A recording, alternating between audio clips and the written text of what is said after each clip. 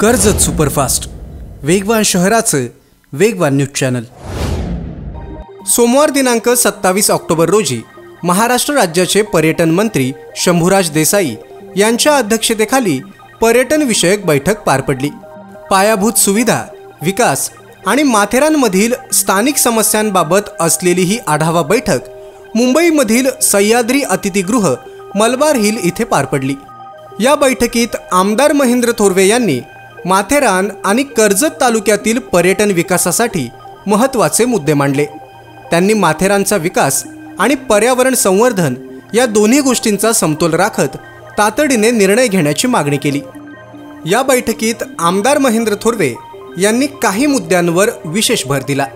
माथेरानमधील वाहनतळ, logistic hub आणि बस स्टँडसाठी असणारा भूखंड क्रमांक 93 नगर परिषदेकडे विनामोबदला हस्तांतरित करण्याचा निर्णय मंत्रिमंडळ स्तरावर घेण्यात यावा।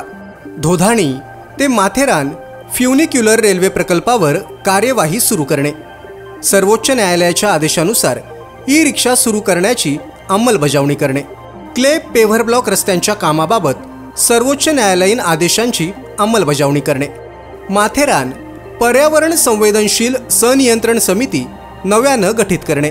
यासोबतच आमदार महेंद्र थोरवे यांनी कर्जत तालुका हा पर्यटन तालुका घोषित करण्याची मागणी केली। या बैठकीसाठी अलिबागचे आमदार महेंद्र दळवी, माथेरानचे माजी नगराध्यक्ष मनोज खेडकर, श्रमिक रिक्षा चालक मालक संघटनेचे सचिव सुनील शिंदे, शिवसेना शहर प्रमुख चंद्रकांत चौधरी, माजी नगरसेवक शिवाजी शिंदे, युवा सेना जिल्हा प्रमुख प्रसाद थोरवे तसेच पर्यटन विभागाचे वरिष्ठ अधिकारी, जिल्हाधिकारी रायगड, प्रदूषण नियंत्रण मंडळाचे प्रतिनिधी उपस्थित होते। या बैठकीमुळे माथेरान आणि कर्जत परिसरातील पर्यटन विकासाच्या दृष्टीनं नवे निर्णय होण्याची अपेक्षा व्यक्त करण्यात आली। नमस्कार। आज माथेरानच्या पर्यटन विकासासंदर्भात सह्याद्री अतिथीगृहावर पर्यटन मंत्री सन्माननीय शंभूराजे देसाई यांच्या अध्यक्षतेखाली या ठिकाणी बैठकीचं आयोजन करण्यात आलेलं होतं आणि या बैठकीमध्ये अनेक महत्त्वाचे निर्णय घेण्यात आलेले आहेत। माथेरानच्या विकासाला गती देण्यासाठी हे महत्त्वाचे निर्णय या ठिकाणी घेण्यात आलेले आहेत। त्याच्यामध्ये फ्युनिक्युलर रेल्वे पनवेल धोधाणी ते माथेरान ही रेल्वे मागच्या वेळेला सुद्धा याचं टेंडर झालेलं होतं, परंतु ते मधल्या काळामध्ये ते प्रलंबित राहिलेलं होतं आणि त्या संदर्भात सुद्धा तात्काळ आता शंभूराजे देसाई यांनी आदेश केलेले आहेत की या संदर्भात फिजिबिलिटी रिपोर्ट तात्काळ त्या ठिकाणी रिवाईज करून या संदर्भात मागवलेला आहे।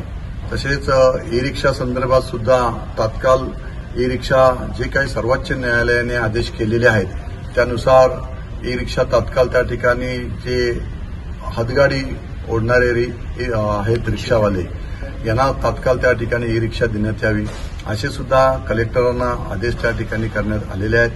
क्ले पेव्हर ब्लॉक हे सुद्धा तात्काळ त्या ठिकाणी बसवण्यात यावेत, हे सुद्धा सुप्रीम कोर्टने जे आदेश केलेले आहेत त्यानुसार हे सुद्धा काम तात्काळ सुरू करावं असे आदेश त्या ठिकाणी करण्यात आलेले आहेत। आणि म्हणून माथेरानमध्ये पार्किंगचा प्लॉट आहे, या पार्किंगच्या प्लॉटवर सुद्धा अतिक्रमण झालेलं आहे, त्यामुळे त्या ठिकाणी बऱ्याचशा गाड्या नेरूळपर्यंत खाली पार्किंगला लागल्या जातात।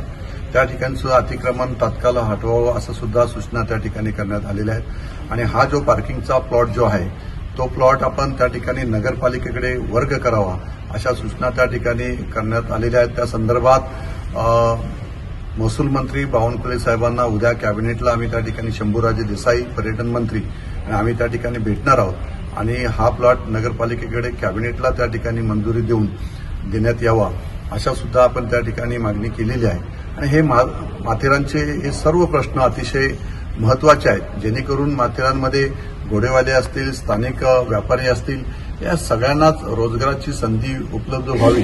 ज्या पद्धतीने आज दरवर्षी माथेरानला 12 ते 15 लाख पर्यटक त्या ठिकाणी येत असतात, तर हेच पर्यटक त्या ठिकाणी 25 लाख कसे येतील हा प्रयत्न आम्ही त्या ठिकाणी नव्याने त्या ठिकाणी करणार आहोत। ई-रिक्षाच्या माध्यमातून असेल, फ्युनिक्युलर रेल्वे त्या ठिकाणी असेल किंवा टाटाच्या माध्यमातून रोपवे असेल, हे सारे नव्याने प्रोजेक्ट आपण माथेरानकरांसाठी त्या ठिकाणी नव्याने त्या ठिकाणी आणणार आहोत आणि अशा पद्धतीने आपण एक माथेरानची सस्टेनेबल डेव्हलपमेंट व्हावी या दृष्टीने आम्ही भविष्यकाळामध्ये त्या ठिकाणी प्रयत्न करणार आहोत आणि म्हणून गेली कित्येक वर्ष माथेरानचे जे प्रलंबित प्रश्न होते ते प्रश्न आम्ही मागच्या 5 वर्षापासून आम्ही सोडवायला सुरुवात केलेली आहे। आपण पाहिलं की कित्येक निधी आपण या ठिकाणी आतापर्यंत माथेरानचे विभाग असतील त्या संदर्भात लागणारा निधी असेल अनेक आपण त्या ठिकाणी विकासाला चालना देण्यासाठी अनेक कामे त्या ठिकाणी केलेली आहेत आणि पुढील काळामध्ये सुद्धा माथेरानच्या विकासाला चालना देण्यासाठी हे महत्वाचे ऐतिहासिक प्रोजेक्ट माथेरानला व्हावेत या दृष्टीने आपण त्या ठिकाणी प्रयत्न करणार आहोत।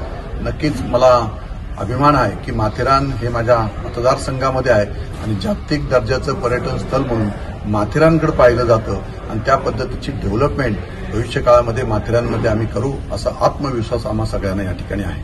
तालुक्यातल्या घडामोडींचे अपडेट सर्वात आधी मिळवा कर्जत सुपरफास्ट चॅनलला सबस्क्राईब करायला विसरू नका।